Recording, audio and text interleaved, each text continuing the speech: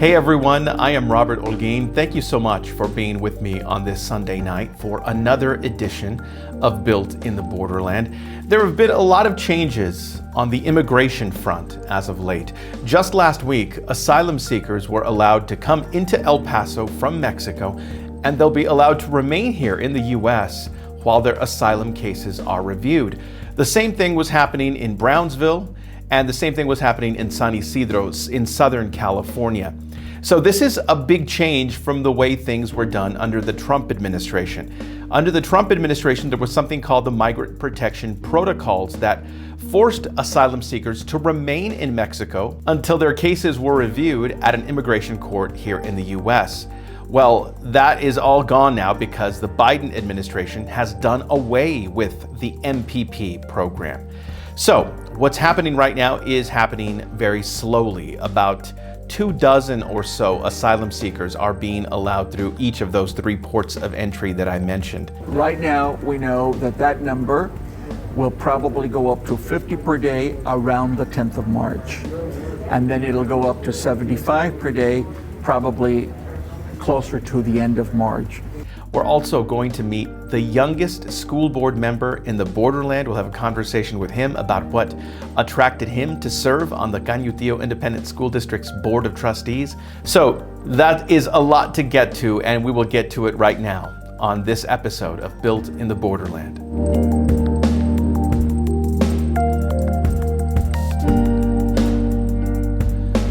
So before we begin talking about immigration in general, let's talk about this policy change when it comes to asylum seekers. This is an executive decision made by President Biden to eliminate the executive decision that had been made by President Trump. Again, what was called MPP.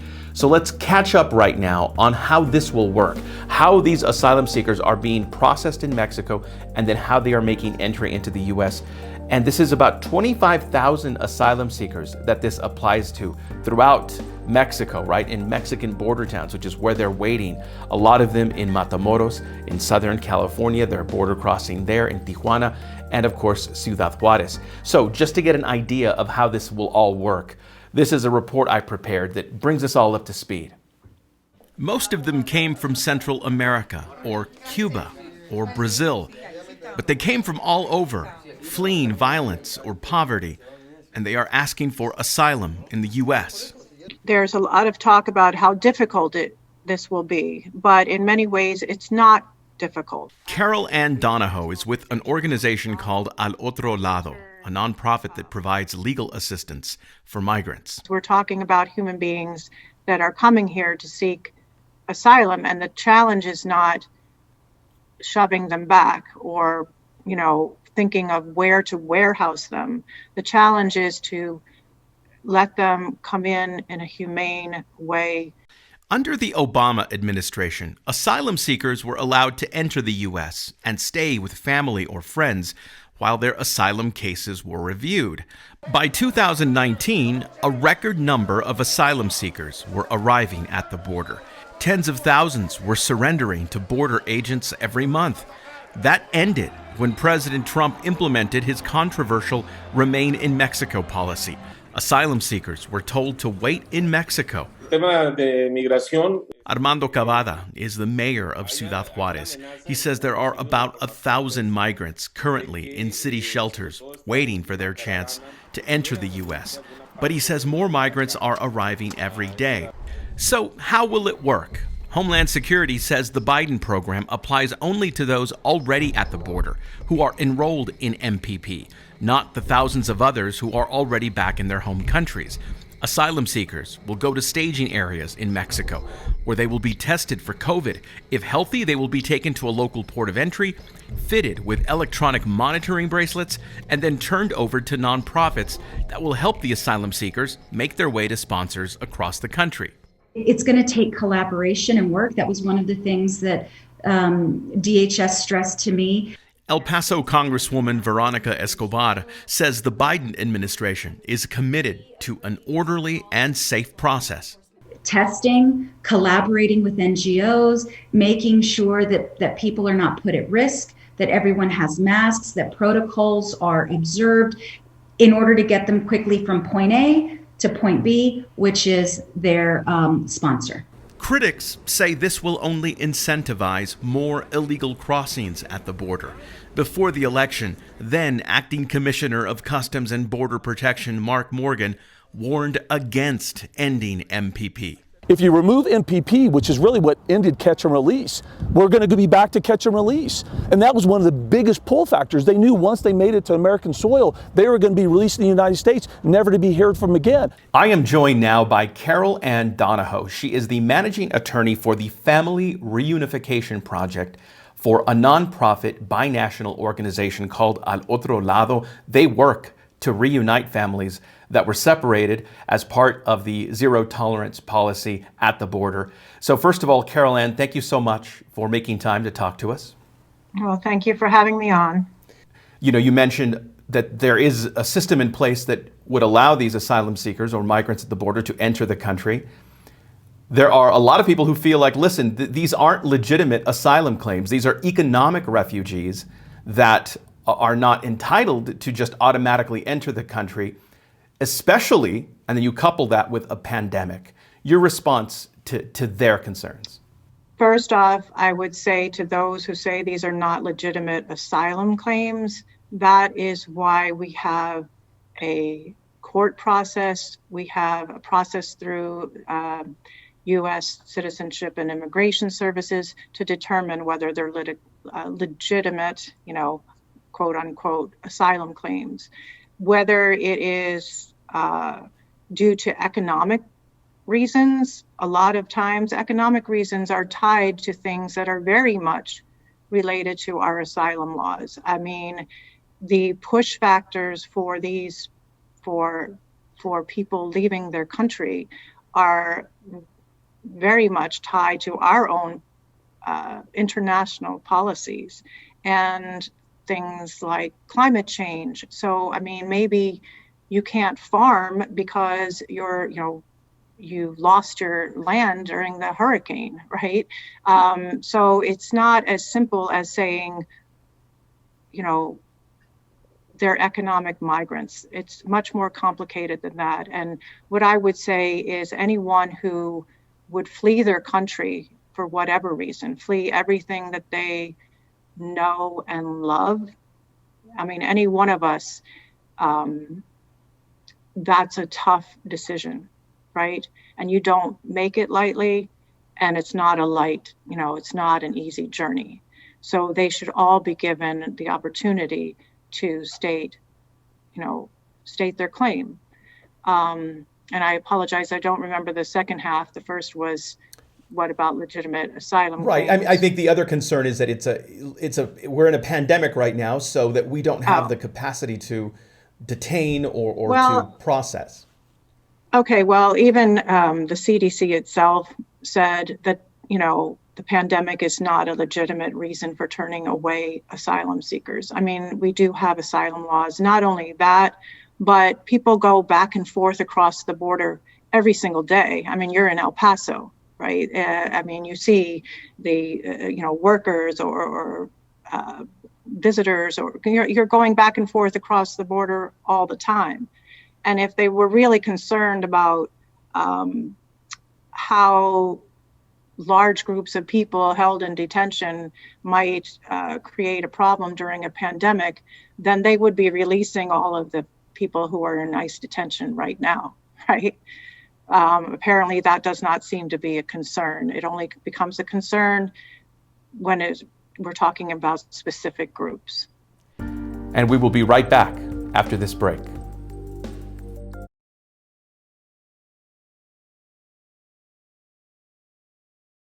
Hey everyone, I am now joined by El Paso Congresswoman Veronica Escobar. She is joining us now to talk about several developments when it comes to immigration and immigration policy. Congresswoman, thank you again for making time to talk to us on this program. My pleasure, Robert. Good to see you. Great to see you. This happening is a return to what was happening under previous administrations, and again, doesn't guarantee that asylum seekers will have their cases validated. It just allows them to enter the country while their cases are heard, correct? Correct. And they still have to report in for their hearings. They will safely shelter in place with their sponsor. The vast majority of asylum seekers, as we've seen over the last few years, have a family member here, a spouse, a child who has been working within the American economy, has been part of the American fabric. And so they will shelter in place safely with their sponsor. They'll have to attend all their hearings. They may not, and that doesn't guarantee that they'll win their case, but it means that they have a shot in court.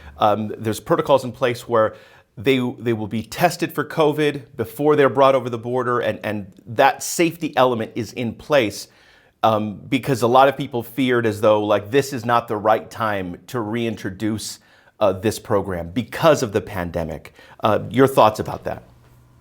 You know, we know that Remain in Mexico began long before the pandemic. And so, you know, I think there will always be folks who will be afraid to let anyone in our front door.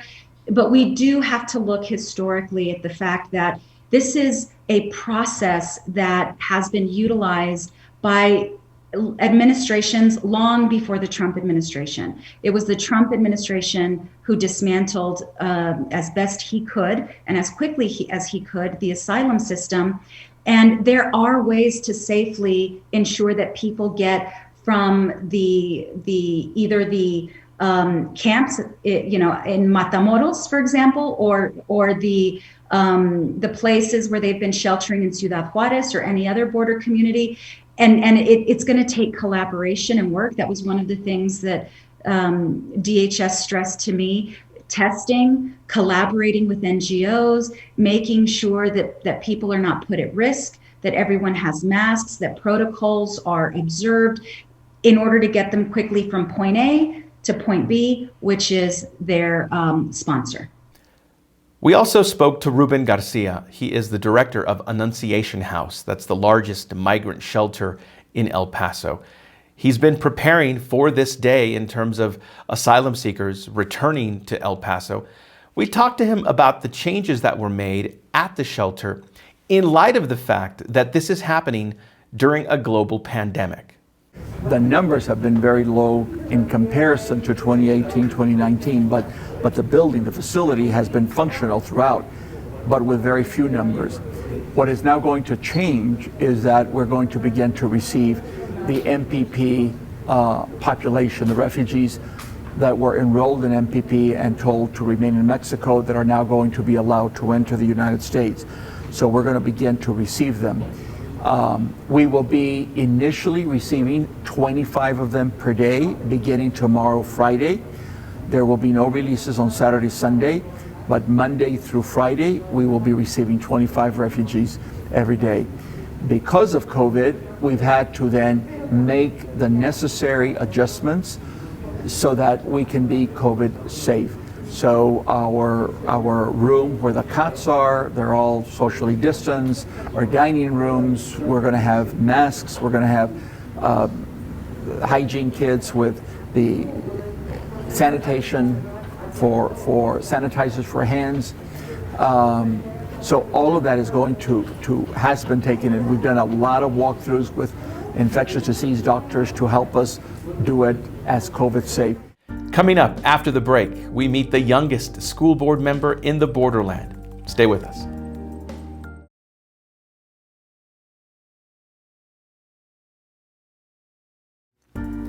Hey everyone, I am joined now by Tristan Hernandez. He is a member of the Cañutillo Independent School District School Board, but he is also only 20 years old after having been appointed to the board in December.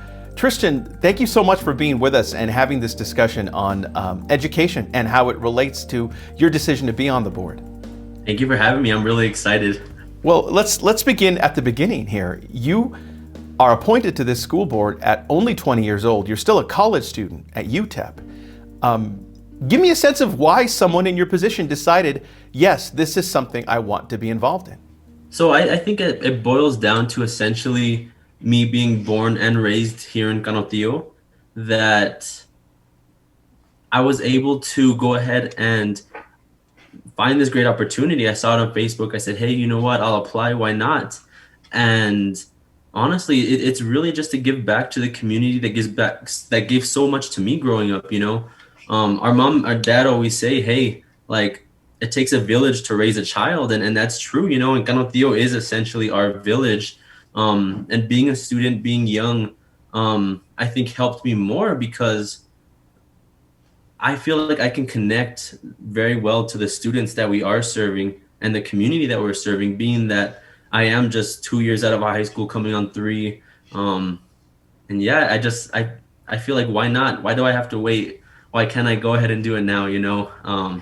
Yeah. So well, yeah, that's an interesting argument, right? The sense that, or in the sense that some people might feel like, hey, you've got to be more experienced. You have to have more experience in the world to serve on a school board like this, to have more perspective. But I guess you can't argue with the fact that your perspective is coming from someone who's just been a product of the school system. So yeah, I've got to think you're able to relay that to your position.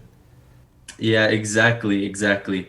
And I went through an interview process with a few other capable applicants. We got our interviews individually, and I think that's what I really portrayed in mine, is what allowed me to get this position, is that it is a new perspective. Like you said, a lot of the times, being on the school board comes and you need experience to do it. You need, or the notion is that you need experience, right? The idea.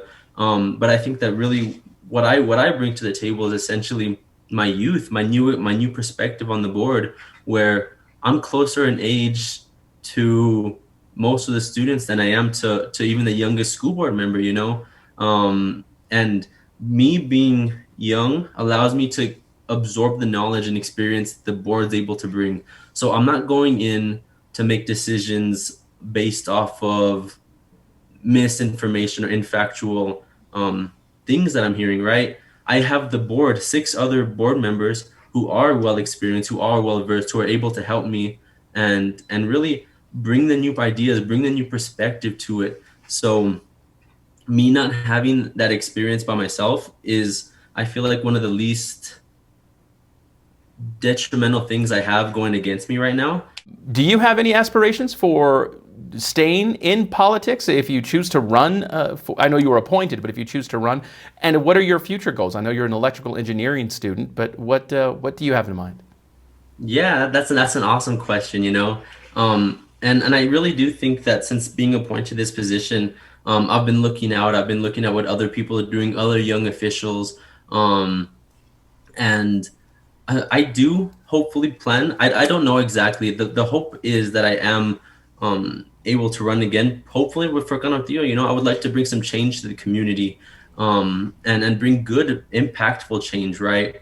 So, like you said, like being an electrical engineering student, I also have ambitions to be an engineer. That's my dream, is to go work at Disney, to be an Imagineer at Disney, right? But since getting this position, I've been able to open my eyes to a lot of different things, because this is a field, the political landscape, I guess, if you will, is something that I never thought about getting into. I never aspired to do that, but look where I'm at, right? And I think that me trying to get any aspirations to go any bigger than this would have to come naturally. I don't think that's something that I would be able to plan or say, hey, definitively, I want to go and I want to grow from this to this to this, you know, because I don't have a plan. What I want to do is I want to bring some good, impactful, meaningful change to our community. The good news is that you have lots of time to sort it out, so you're off to an early start. Tristan Hernandez, one of the youngest school board members in the Borderland. He is a member of the Cañutillo Independent School District School Board. Tristan, thanks so much for taking time to talk to us and sharing your thoughts. Thank you so much. This was a great opportunity. All right, and we will be right back after this break.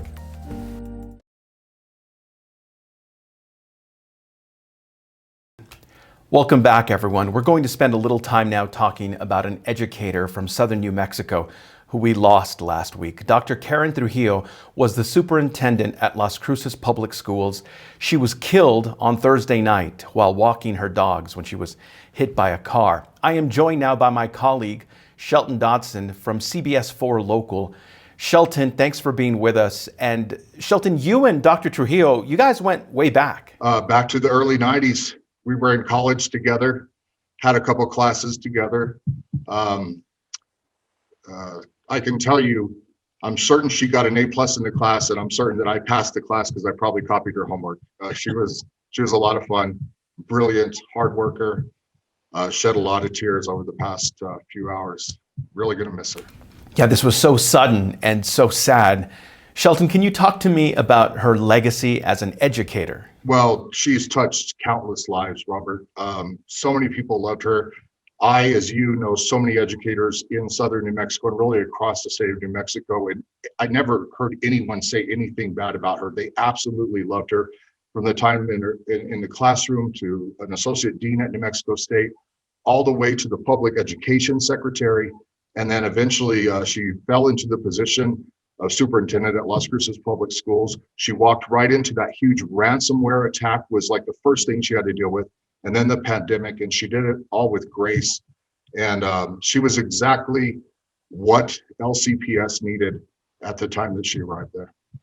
And this is such a crucial time for Las Cruces Public Schools, as they are starting to welcome staff and students back to campus. They were just getting ready to start again. And she was also a huge sports fan. Her husband's a coach at Hatch Valley High School. Her daughter's incredible athletes, her son as well. So she had to take all that stuff into account, just keeping everybody safe, students and staff. And she made a hell of a difference, and I'm gonna miss her.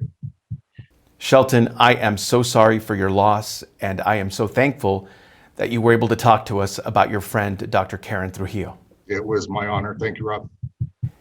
We will be right back after this break.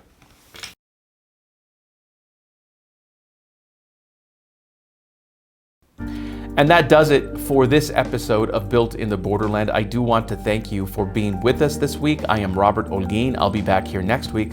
Until then, stay safe, everyone.